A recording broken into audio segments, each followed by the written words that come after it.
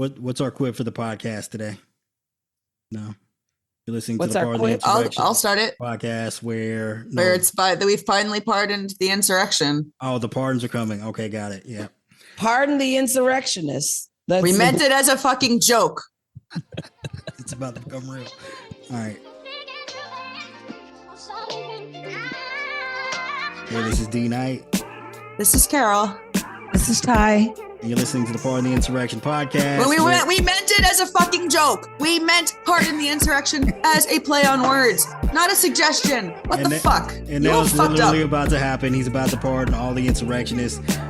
Again, so obviously it's been quite the week since Trump snatched victory from the jaws of defeat and winning the 2024 presidential election.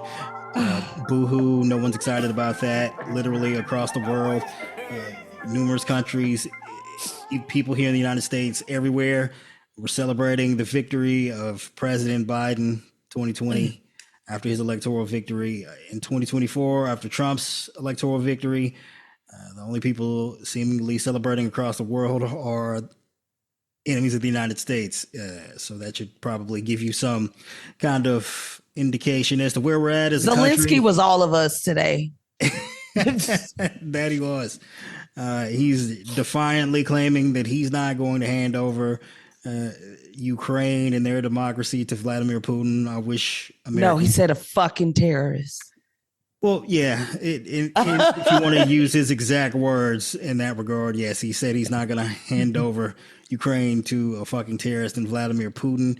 I wish Americans had shared that same sentiment, but apparently too many people are too stupid to be allowed to vote. Unfortunately, they're now in power and they're going to use that power against us, but not again, even though many people across the world were displeased with the election of Donald Trump to the White House,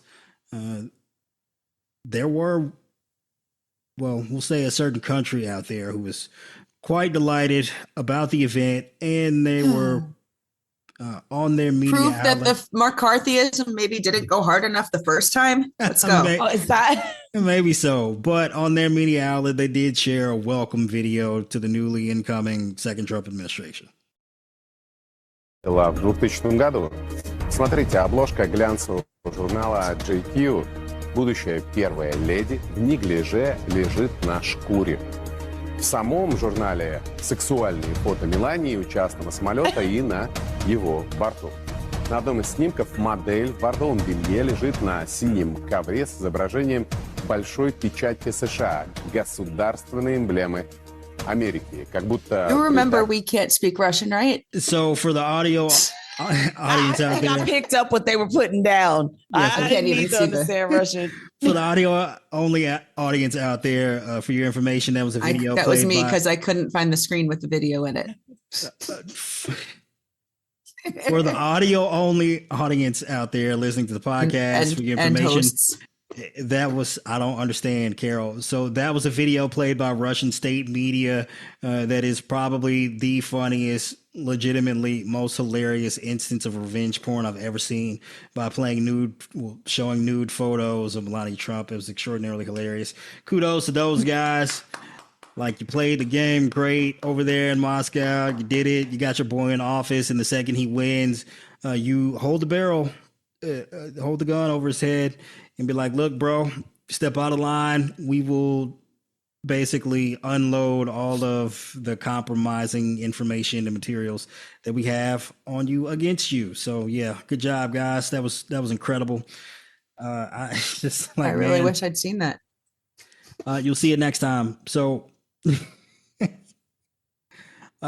just, in terms of unfortunate set of circumstances, I don't think America's experienced anything about nearly as detrimental to just American society as they're about to experience over the course of the next 4.5 years. It's going to be rough out there. It's like, obviously, as you see here, our allies are cowering in fear. It's extraordinarily quiet out there in these streets, and our adversaries are like, awesome job, America. Again, it's just an unfortunate set of circumstances. All we can do at this point, I would imagine, is dig in, fight our fight, and hope that the bad guys including the Trump administration and Trump himself, make a number of mistakes. They put us in a position to capitalize maybe as soon as 2026 if we do, in fact, have midterm elections. But beyond Russia state media celebrating with nude pics of Melania Trump, which I'm sure absolutely no one needed to see, we do have comments here from Nancy Pelosi about the outcome of the election and potentially what might have gone wrong. Had the president gotten out sooner, there may have been other candidates in the race. The anticipation was that if the president were to step aside, that there would be an open primary. And as I say, Kamala may have, I think she would have done well in that and been stronger going forward. But we don't know that. That didn't happen. We live with what happened. And because the president endorsed Kamala Harris immediately, that really made it almost impossible to have a primary. I really want to throw a goddamn shoe. If it had been much earlier, it would have been different. So a couple of things there, right? Obviously, Nancy Pelosi didn't want Biden to run for re-election at all. And then after a semi-poor debate, and obviously she didn't want Kamala to run either. I mean, that's what I got. That was my takeaway. Fuck her. So fuck her. After a poor performance at a presidential debate, she decided to stab the Democratic candidate in the back by rallying the rest of the members of Congress to lobby Joe Biden to drop out. He finally. So she was suggesting there should have been an open primary in the middle of July. That's exactly what she's suggesting, that he should have dropped out earlier, earlier in the year, to allow enough time for an open primary. Get to that in just a second. So her in getting the thing that she wanted, specifically Joe Biden dropping out, she did not get what she wanted, which was, Kamala Harris not being the Democratic nominee. And she's suggesting that if Biden had dropped out earlier in the race, there would have been time for a process to play out. I've got a couple of counterpoints for that. So the last time we had a presidential candidate who was an incumbent president drop out of the race with a contested primary, the Democratic Party got destroyed. You might have considering the DNC, the National Convention, was held in Chicago over the course of the summer, that has a lot of ties to the last time this happened, when the previous DNC was held in Chicago. So we repeated history there. Apparently we're not willing to learn from our mistakes, but maybe that'll change the next time around. You know what? I quit fucking with Nancy Pelosi when she turned her back on Katie Hill with the whole revenge porn thing. Like, she should have stood by her, but forcing her to resign, like, already humiliated, instead of standing behind her as a woman. I was through with Nancy. I was through with Pelosi since then, because I was like, bitch. Like, for real? The Democratic Party definitely needs to learn a lesson about standing behind their elected officials who've done nothing wrong, for that matter. Exactly. And that made all the difference in that, making her feel like when she did nothing wrong, and she's got this abusive ex and the revenge porn, as well as her standing behind Henry Cuellar, where is he at now? Over Jessica Cisneros, who would have been a fantastic progressive candidate down in the Rio Grande Valley. And she had tremendous support. And I think their votes, if I'm not mistaken, were only like a few hundred apart. But they went all in on the establishment pro-life Democrat, because Pelosi hates young people, and she hates young women especially. Well, she hates progressive young women especially. She definitely changed my mind. Well, she definitely hates progressives, but in part, it kind of depends on where you're trying to run that progressive. Like, it's difficult to run. I know she's 1,000. I get that. Okay, no. Wait a second. So in some cases, like, running a progressive candidate in a really red district is just tough to pull off, generally speaking, because you've got built-in disadvantages. But she's also been against some progressive candidates in blue-leaning states. And look, exactly. Katie Hill flipped her seat blue. Yeah. And then when they pushed her out, boom, goes to Mike Garcia. Yeah. And got red. And Henry Cuellar, it was a safe, dim district. And like I said, it was only a few hundred votes between him and Cisneros. Right. But them going down in there. So yeah, so miss me with that bullshit. Like no. Now the other issue is sometimes you have a subset of super left leaning progressive candidates who exist solely to try to destroy the Democratic Party from within.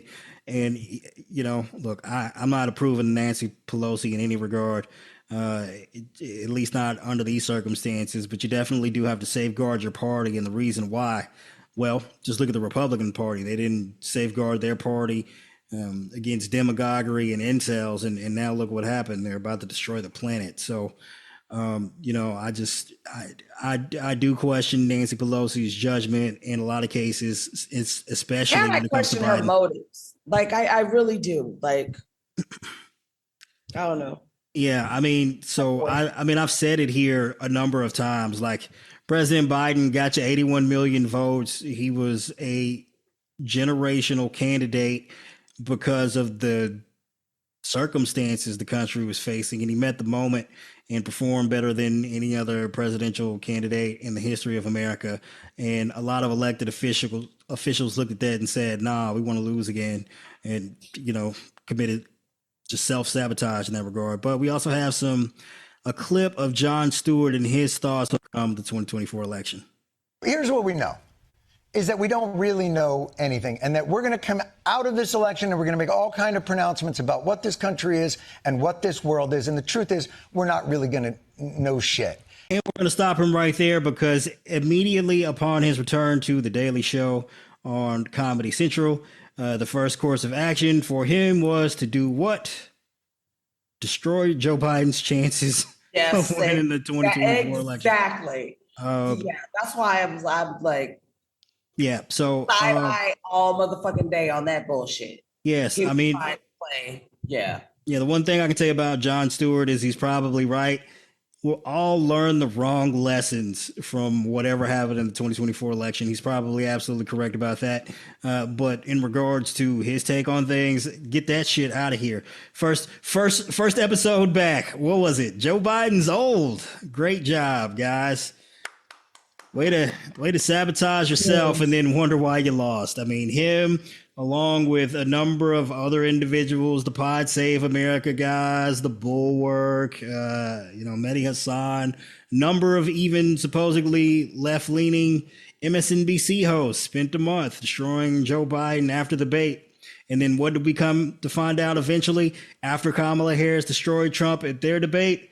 Debates don't matter. Way to overreact to something. Right?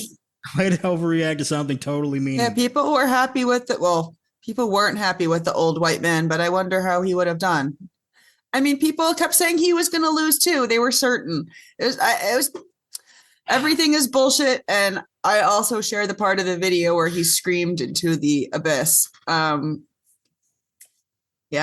where he said, "Bleep," that part. Have you guys heard Bloody Andrew Jackson?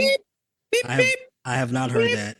It's the prequel to Trump's second campaign. No, it's not, but it's a musical about Andrew Jackson's campaign, bloody campaign. Oh dear. Yeah, fantastic. We'll have to save that for next week. But yes, Ty, that's probably what our podcast is going to sound like for the foreseeable future. Just a bunch of bleeps, just everything bleeped out. Maybe you'll get an and or the in there, like the bleepity bleep. You usually beep us out? No, I'm kidding.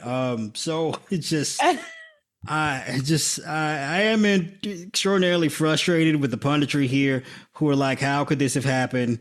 How could Donald Trump have won, even though they spent 4 years normalizing 8 years normalizing all of the Trump insanity? It's like, as soon as we find the guys who did this. Yeah. Right? It is the SpongeBob meme with him in the police. The police uniform, staring at the wanted poster with the face of SpongeBob on it. So, these people who contributed mightily to the demise of the United States are trying to figure out how it happened after the fact. All you guys got to do out there is look in a fucking mirror. It's not that difficult. Thanks, Jon Stewart, for everything you've ever done. But in hindsight, looking back on it. So, in other words, thanks for nothing. You took the words right out of my mouth. He cheered us up after 9/11. Jon Stewart was there. Okay, well, I guess in that regard, I will give him the tiniest bit of praise for staying just bit of praise. attempting to He gets console the nation from me after a horrific disaster. But in terms of what this election means and having a Trump administration the second time around, well, we've got a clip from Donald Trump himself on plans once he's first in office. Once and for all, here's my plan to dismantle the deep state and reclaim our democracy from Washington corruption. Once and for all, and corruption it is. First, I will immediately reissue my 2020 executive order restoring the president's authority to remove rogue bureaucrats, and I will wield that power very aggressively. Second, we will clean out all of the corrupt actors in our national security and intelligence apparatus, and there are plenty of them. The departments and agencies that have been weaponized will be completely overhauled so that faceless bureaucrats will never again be able to target and persecute conservatives, Christians, or the left's political enemies, which they're doing now at a level that nobody can believe even possible. Third, we will totally reform FISA courts, which are so corrupt that the judges seemingly do not care when they are lied to in warrant applications. So many judges have seen so many applications that they know were wrong, or at least they must have known. They do nothing about it. They're lied to. Fourth, to expose the hoaxes and abuses of power that have been tearing our country apart, we will establish a Truth and Reconciliation Commission to declassify and publish all documents on deep state spying, censorship, and corruption. And there are plenty of them. Fifth, we will launch a major crackdown on government leakers who collude with the fake news to deliberately weave false narratives and to subvert our government and our democracy. When possible, we will press criminal charges. Sixth, we will make every Inspector General's office independent and physically separated from the departments they oversee so they do not become the protectors of the deep state. Seventh, I will ask Congress to establish an independent auditing system to continually monitor our intelligence agencies to ensure they are not spying on our citizens or running disinformation campaigns against the American people, or that they are not spying on someone's campaign like they spied on my campaign. Eighth, we will continue the effort launched by the Trump administration to move parts of the sprawling federal bureaucracy to new locations outside the Washington swamp. All right, so long story short, it's going to be really fucking bad, guys. Now, I know a lot of people listening to this probably are Was that music behind his speech, that eerie music? Yes, it was extraordinarily disheartening hearing the music play behind utter insanity. So I'm sure a lot of you listening are a lot more informed than the median voter on Trump's plans. But if you're not extraordinarily familiar, what you were hearing was a very accurate description of, you guessed it, Project 2025, if you've read that. And I know millions of people haven't read that because there was apparently a spike in Google searches on Project 2025 immediately after the election, which indicates that millions of Americans have no idea what the fuck they just voted for. Yep. So he's going to, first of all, hollow out the federal government. A bunch of people are about to get fired, about to lose their jobs. People who just work in these agencies where they have a bit of expertise, making sure that the government functions and the country functions as it's supposed to. The Department of Education, that thing's probably gone. So, good luck making sure schools all across the country educate your kids. You want to get a student loan, you want to go to college. That's going to be extraordinarily difficult now. We're going to have a bunch of red states diverting funds from public schools to private schools, private institutions. So your children are going to be less educated and your teachers are going to be underfunded. Oh, speaking of which, they're probably the teachers are going to fucking be scared to teach anything because he's threatening to withhold funding from schools who teach lies against him. Yeah, that's something I heard previously on like a which Fox I am Friends assuming is the did. truth. So that's entirely plausible. So you don't even know what kind of education your kids are going to be getting because teachers are probably just going to teach absolutely nothing. That PragerU. Right. Yeah, we're going to get the PragerU education. Trump University, PragerU making comebacks. Yeah, so much for teachers getting raises. That's going out of the window. It's going to be all bad. Oh, so much for schools, like ensuring that, if you have a disabled student, that they'll be able to access the school in any form, fashion whatsoever. And they just also said he's going to try to imprison any sources for journalists. Look, there's a whole list of things, but I was just speaking specifically about the Department of Education there. The intelligence agencies, he's going to hollow those out and replace all of those people with Trump loyalists. And in all likelihood, our intelligence agencies are going to be used to now aid our enemies and disrupt the efforts of our allies, including likely spying on American citizens. So good luck with that. The Department of Justice, that thing is going to no longer exist. So everyone that's hoping that if Trump does something outrageous and breaks the law, that there'll be another special counsel investigation like there was in 2017, that's no longer a possibility. The FBI. So, if you're aware of those text messages that were being sent out in mass to numerous people across the United States, suggesting that they've been drafted to be sent to a Trump plantation as slaves. The FBI is investigating that activity. Those investigations are going to cease to exist. The FBI is going to become an apparatus designed solely to protect Trump allies and prosecute his enemies. So much for that. Of course, got the armed forces.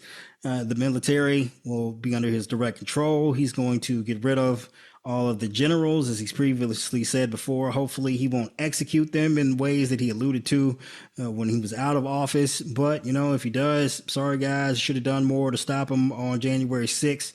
That was your fault. And of course, they are currently having conversations about what to do should Trump issue illegal orders asking them to attack United States citizens. And there was a conversation, I believe, on CNN about that very matter.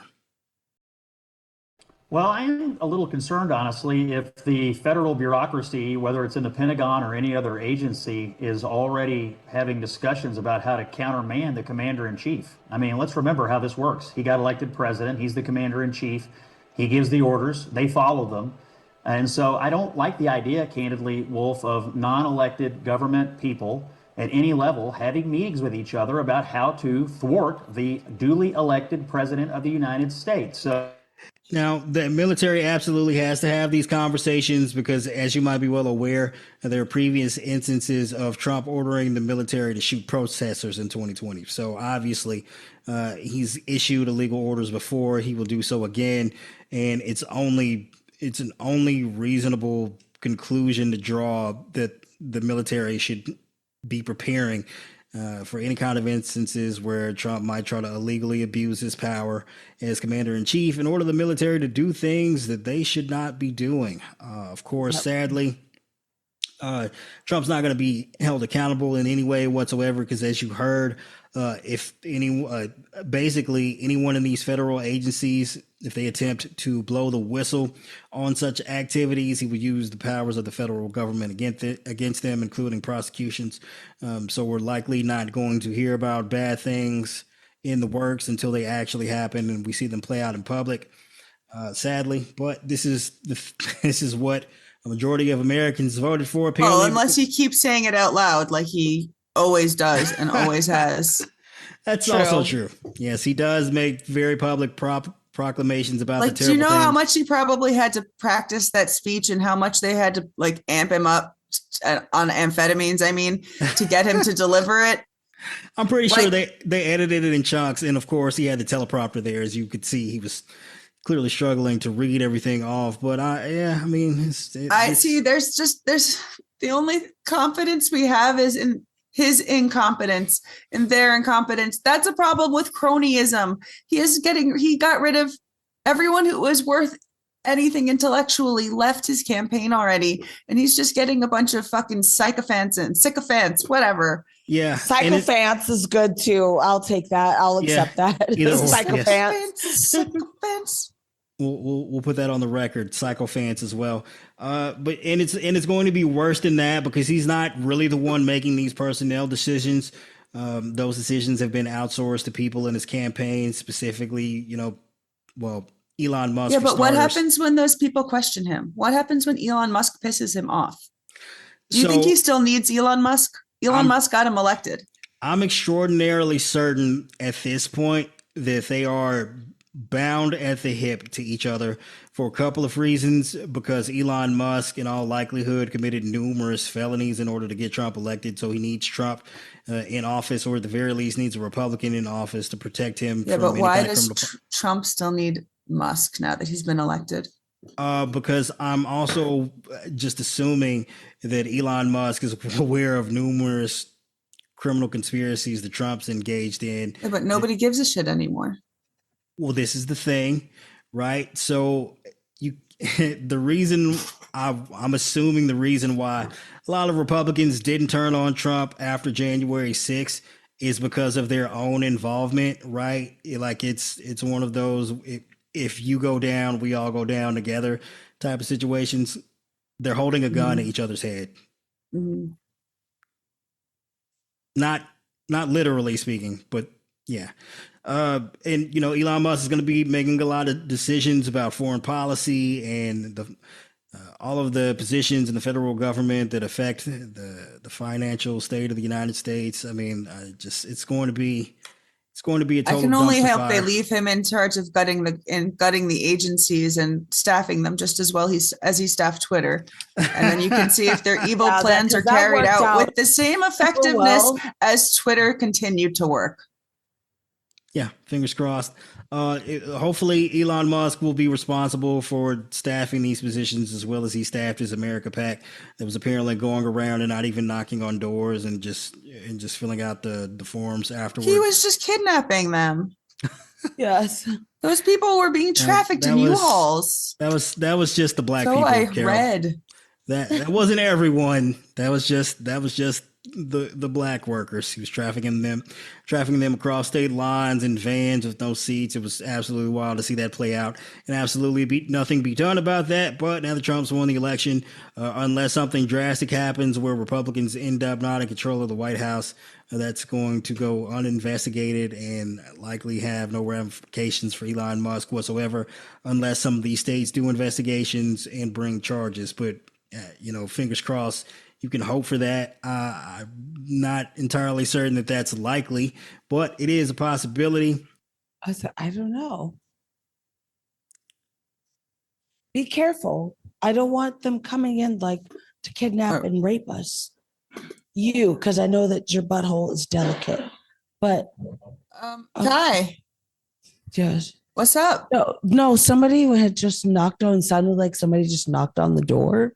And we're like, whoa, we already got our orders. Like, maybe it was one of those. Tapping? Maybe it was one of those mythical illegal immigrants in Mexico.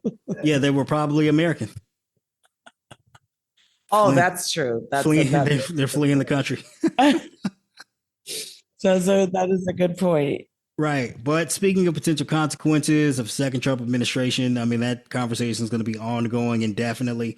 I know a lot of people out there over the course of the past year were concerned with the war that Israel was waging against Hamas and what it means for Palestinians. Well, we have something from Trump on that.